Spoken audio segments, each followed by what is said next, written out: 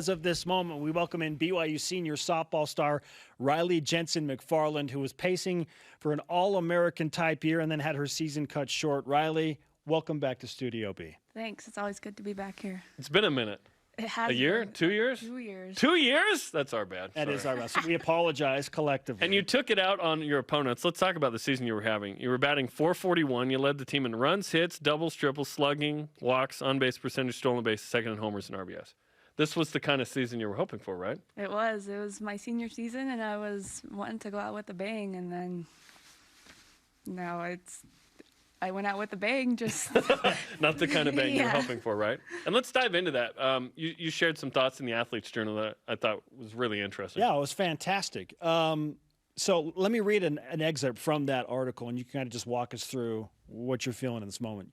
And I quote, "When Coach Eakin came into the room to tell you that the season was over, he couldn't even look at Emily Erickson and me, the two seniors. And we know Emily, by the way. She worked here.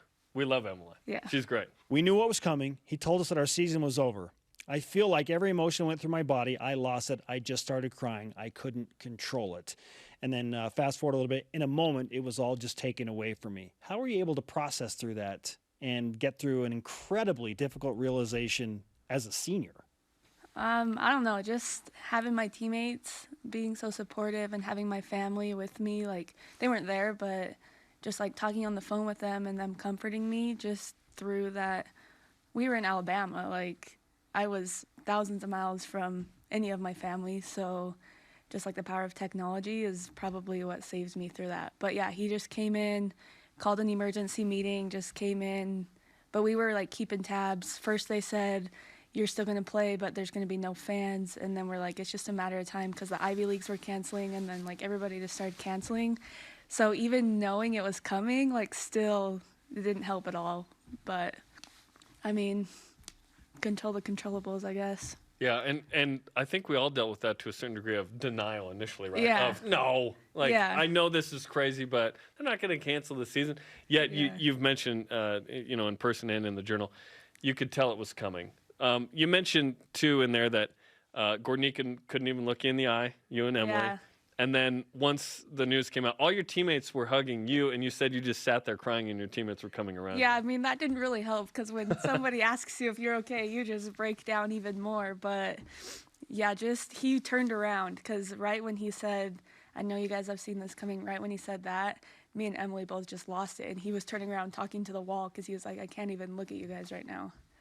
But Wow. it was a long day. You did mention, too, that Alabama will hold a certain place in your heart, perhaps negatively, because that's where the news came, right? That hotel will always haunt me.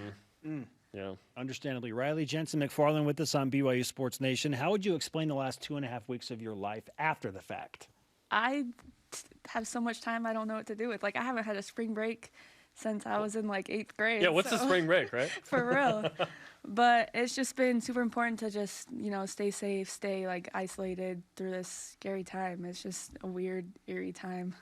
Now, if you had had a senior year where you stunk, you'd still be emotional, right? Yeah. But you had an epic senior up to this point. And you guys were about to play number 10 Alabama and number 3 Texas. So does that affect how you feel about this as well, the fact that you were playing at the level you had been seeking? Yeah, definitely, because after last year, like, I set those goals, like All-American goals, and not only that, but, like, team goals to be, like, win a regional, make it past that. And right when I felt like we were clicking is right when, like, it went downhill. And, like, if I would have not been having a good year, if I wouldn't have worked hard in the off-season, I would have been like, yeah, that sucks. But just, like, working so hard and, like, the numbers showing it is probably the hardest part. I knew you had been having a good season, but I finally peered at the stats, and I was like, oh, my gosh. Yeah. Like, this is ridiculous. Yeah, ridiculous really for good. sure. I know that you mentioned in your article how much of a rock your husband has been, Darius McFarland, and I have. He's on the football team. Yes, he is. Yeah.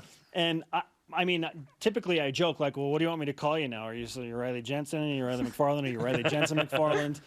So we'll have to sort that out if and when you come back for 2021. But how does the prospect of 2021 BYU softball sound to you right now? I mean, they've got a lot of potential.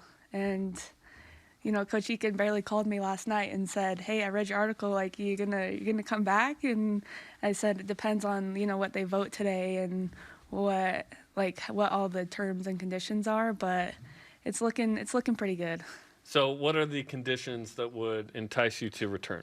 I mean, obviously scholarship, like if they honor those scholarships, and then kind of just like Coach Eakin thinks there might be like some nitpicky things like this and that with like school and stuff, but I have another year of school, so that I don't know. That would line up with your undergrad? Yeah. You wouldn't be a graduate student? Okay, gotcha. And Darius is, what are you, Darius is here on the side. You a sophomore going into your sophomore year? So he's got a couple years too, so you'd be around regardless. I have to be here, so. Might as well ball out, right? Yeah, okay. Well, for your sake, our sake, I mean, we hope you're back. Because that would be fun to watch you play again. That'd be way fun. I feel like I have some unfinished business. Yes, certainly. Please, Rylee. You don't have to give her extra motivation. Like, and that's something I really learned from your Athletes Journal too. Is you grew up on a farm. Your grandpa had a farm, and your dad has his own farm, and you worked on this. You even said your dad fired you at some point. Do you mind recounting that story? Me and my brothers, we would always look like, oh, Dad's not around, and then we'd like throw like the bad potatoes or the ones that like the little mini ones. We just throw them at each other. Don't throw the potatoes, Rylee. And he, to this day, he's like, I don't remember firing you, but I'm like, Dad, you don't remember anything in potato harvest because he's so stressed out. But yeah, we were kind of the naughty farmers' kids. That is great stuff. Okay, let's finish with this. How are you staying ready and preparing for whatever is next? I mean, it's hard because all the gyms are closed. Like, we were in Idaho at my parents' house for a bit, and they hadn't closed the gyms and everything yet. But they closed the gyms now, and so we're just trying to find parks, and we've recently started playing pickleball. Pickleball's awesome. That's a new little thing that we got going, and we bought a wiffle ball bat. So we're just trying to do basically anything at this point. It's just super hard because all the facilities are closed. Right. Like, can't go anywhere to work out basically. So just parks. Just catch us at your local park. Yeah. Yeah, exactly. Dad, will you throw me some bad potatoes? Don't fire me this time, please. Yeah. Rylee, great to talk to you. Let's have you sign. I don't know if you signed our newest. I don't think you've signed this new one if it's been 2 years. I don't think so. You know what would be just fine? 2 of your signatures. That would be just fine, even if you did. Well, thanks for coming in. Thank you guys. Yeah. Okay. Hopefully she's back. I'm serious. That'd be awesome. Absolutely.